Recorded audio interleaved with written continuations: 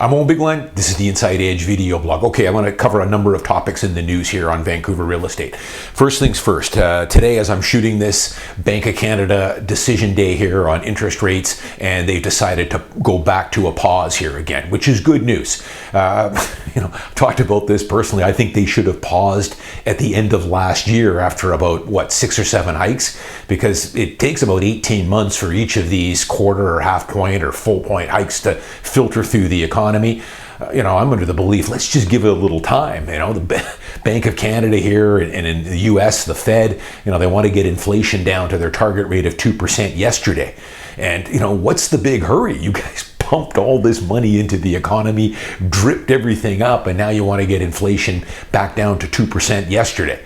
So give it some time to trickle it through. It's funny, a lot of the economists that have been talking about this, these interest rate hikes are part of the cause of this inflation staying elevated.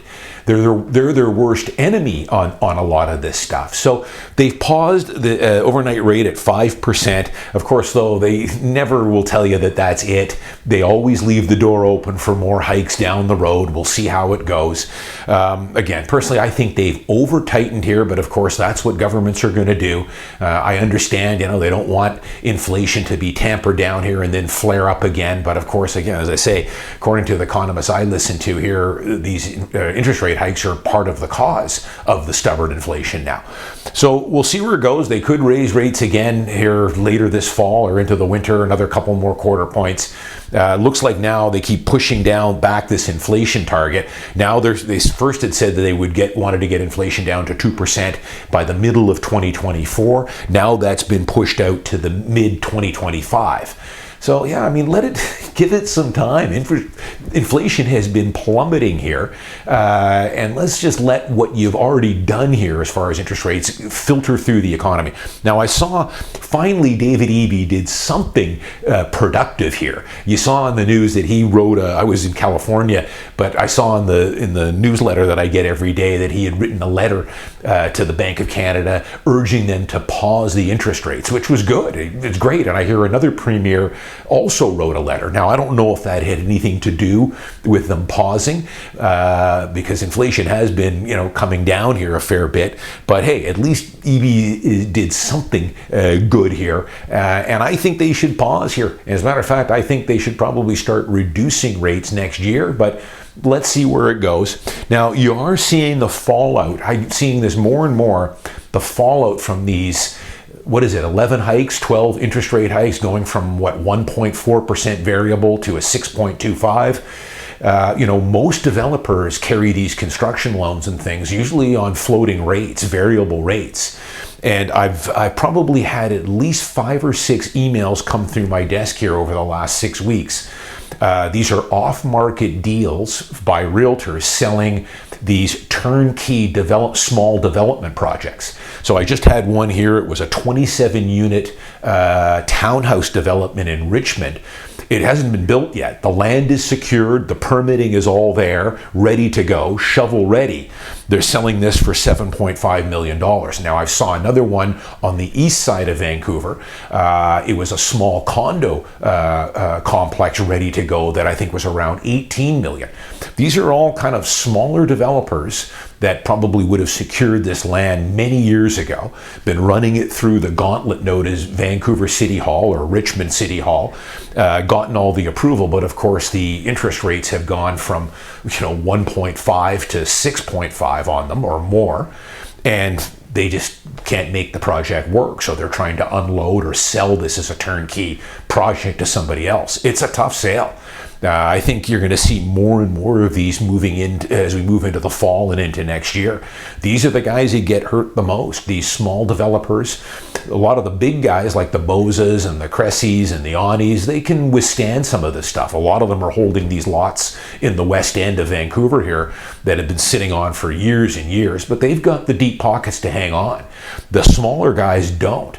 And again, this just perpetuates the problem. This one in Richmond here was 27 townhomes that should have been built by now or later this year that have been on hold, and now they're in limbo. So again, it freezes up the cavalry or building any new supply. That's one of the fallouts from these higher interest rates. Last couple of things here. I have a lot of people. I've been traveling a lot this summer. As you guys know, I always do. I've been in Miami, New York, multiple trips to Los Angeles, Orange County, Seattle. So I've been traveling a fair bit, and I get a lot of people who have been asking me, Owen, what are your thoughts about the seeming decline of downtown Vancouver? I see stark similarities of the progressive policies between San Francisco and Vancouver, and the feel of Vancouver's downtown is headed towards the same direction. Yeah, I agree. Absolutely. I live downtown. I live in the West End here. Probably a little more insulated than some neighborhoods of downtown Vancouver, like Yaletown and central downtown. But I see it, absolutely. I mean, we had I think governments did anyways, the excuse of COVID for a while there on, what happened there with homelessness going up and crime and people sleeping on the street and car break-ins and broken windows. That's long over now. They can't rely on that anymore as an excuse. And, it hasn't gotten a whole lot better here. And, I can tell you that I was just in Seattle a couple of weeks ago, and it's not a pretty picture. As a matter of fact, it's been 4 years since I've been to Seattle, pre-COVID. It's gotten far worse now. Way more homelessness, guards at most of the stores. Going into Nordstrom's, you've got armed security guards at all the doors. I'll tell you an area that I really saw it now is Santa Monica, California. So I go down to Orange County a lot. I've got family there. I drive up to Venice, California to Gold's Gym to work out a lot. But I haven't been in Santa Monica for a couple of years. I usually drive up to Venice, train, grab lunch, and then drive back down to Newport. But on this past trip here a couple of weeks ago, I spent a couple days staying in Santa Monica, and boy, I tell you, it is bad. It has really taken a turn for the worse. What's happened is that Venice, which was always a little bit on the, seedy side. I lived in Venice full time back in the late 80s, so I've seen it change a lot. Houses that were selling for $300K back in the late 80s are 3 or 4 million now. But it still always had a bit of a seedy element. But there was a lot of homelessness in Venice. There was massive tent cities down at Venice Beach. There was a massive tent city all surrounding Gold's Gym, which is on Hampton Street, which is about 3 blocks in from the beach. They cleared all that out back just after Christmas of this year. But here's the rub. All they've done is moved a lot of it, half a mile north to Santa Monica. Now, Santa Monica was always known as a pretty clean, upscale neighborhood, very different than Venice. But I was pretty surprised. I mean, the 3rd Street Promenade, if some of you guys are familiar with that, which is a shopping thoroughfare there, some pretty high-end stores. You've got Apple in there, clothing stores. I would say about a third of those stores are out of business, for lease, empty. The Bloomingdale's shut down. Nordstrom's, I think, is on its last legs. It's not the same. They're not even carrying any kind of higher end luxury goods like a normal Nordstrom's would. It's almost like a Nordstrom's rack. Homelessness everywhere, dirty, and what is it? Well, I guess it's, these liberal mayors, left-wing mayors that are light on crime. And, the Wall Street Journal's been following this a lot, talking about San Francisco, Portland, Seattle, Southern California, what's going on, New York. One article that I thought summarized it pretty well. It was called "The Tyranny of the Minority."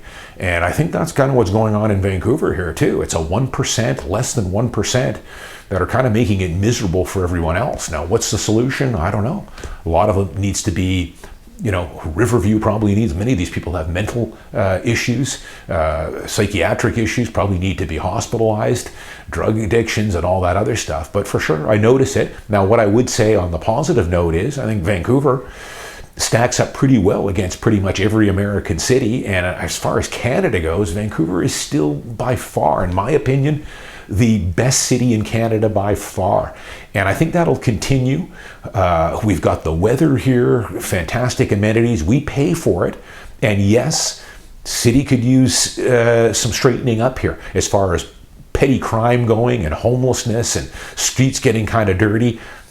Let's see what our new mayor, he's 6 months on the job, Let's give him a little more time. I'm going to be patient with him. 4 years of a guy like Kennedy Stewart, he did a lot of damage, Kennedy Stewart. He really did.